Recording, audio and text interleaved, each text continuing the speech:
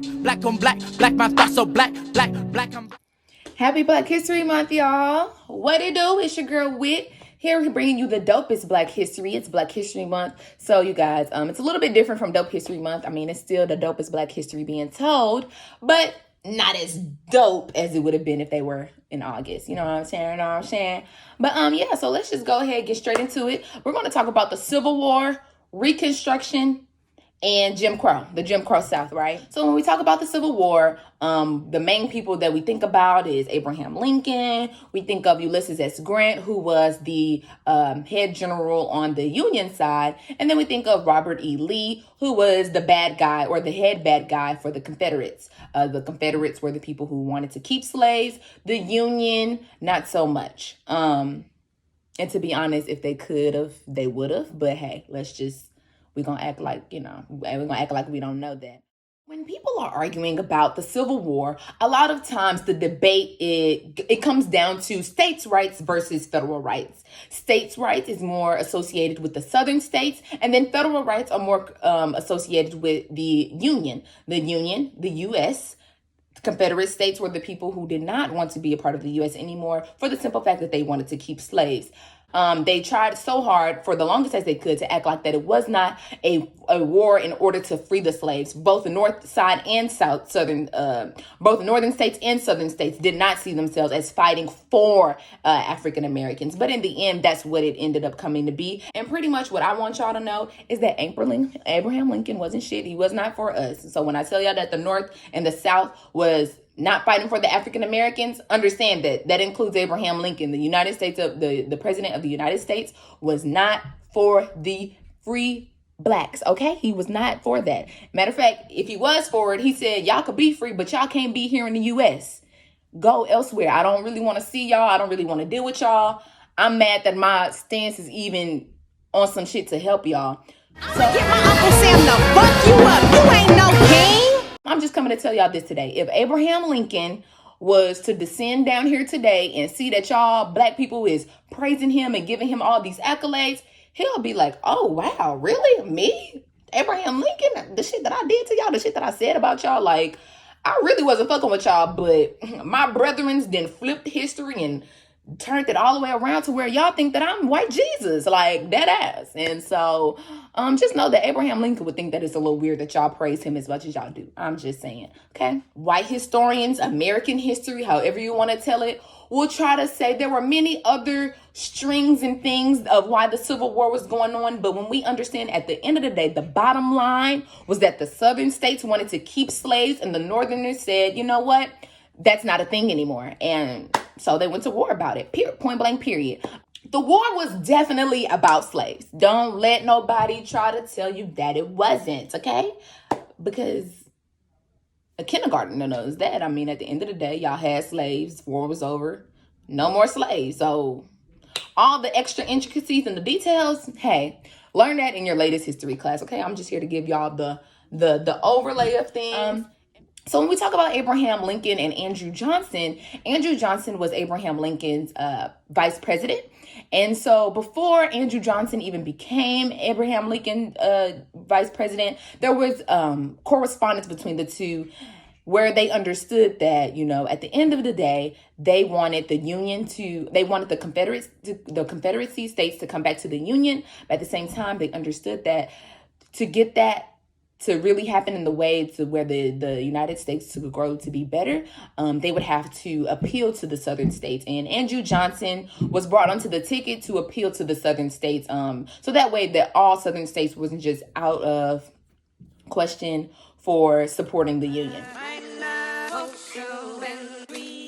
Reconstruction was about pretty much bringing the U.S. back together. The Civil War had tore the North and South apart. Southern states was toe up to the flow up, okay? Because at the end of the day, the North demolished them, right? The North won, bringing the Southern states back up to the Union. But it was a mess. We literally fought war on our own territory. So imagine if there was a civil war going outside, literally outside of your house, and then all of a sudden it was just over.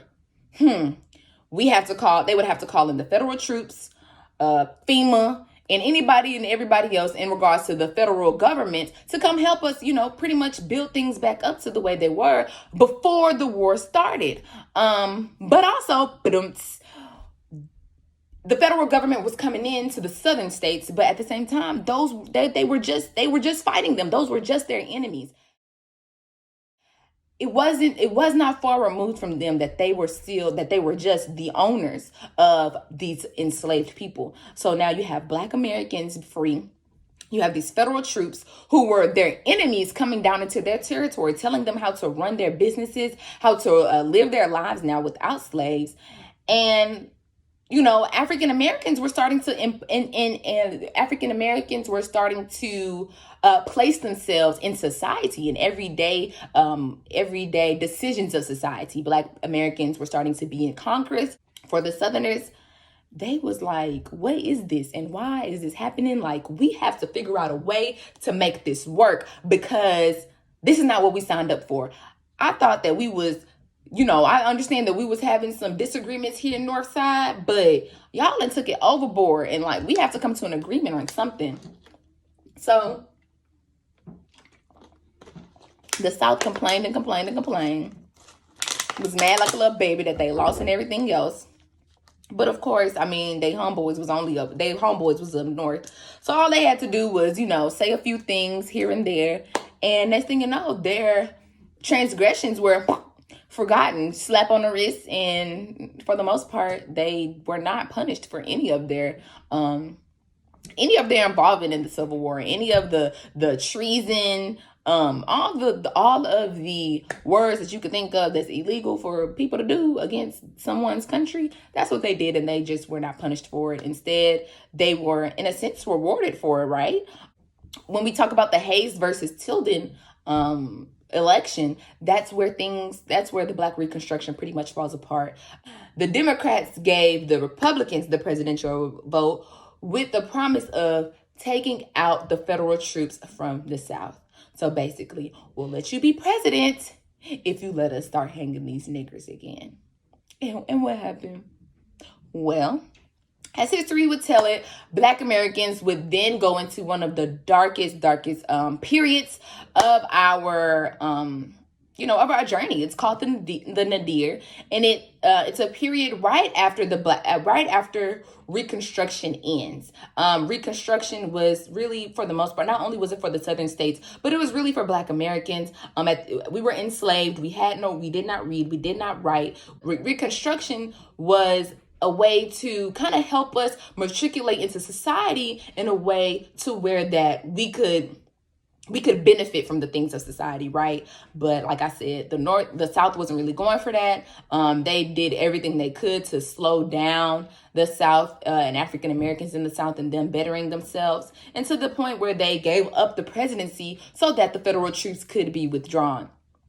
After the federal troops were withdrawn, that's when we get the Black Codes and Jim Crow era, okay? The Black Codes, exactly what it sounds like. Black codes for the Black. Literally laws that were for Black people only, that were mostly for Black people or poors, to be honest, because but pretty much Black codes were like, you couldn't be out after a certain time walking around. You had to have a job. You couldn't leave said state without a permit, or you couldn't come into said state without a permit. There were many, many different laws. And to be honest, I'm sorry for not looking up specific laws for you guys, but I can do that. But yeah, they were crazy Black codes. Jim Crow South. Literally had to get off the sidewalk if somebody's coming by you. Yes sir, no sir. Black bathroom, white bathroom. My hair is kinky, my nose is white, my skin is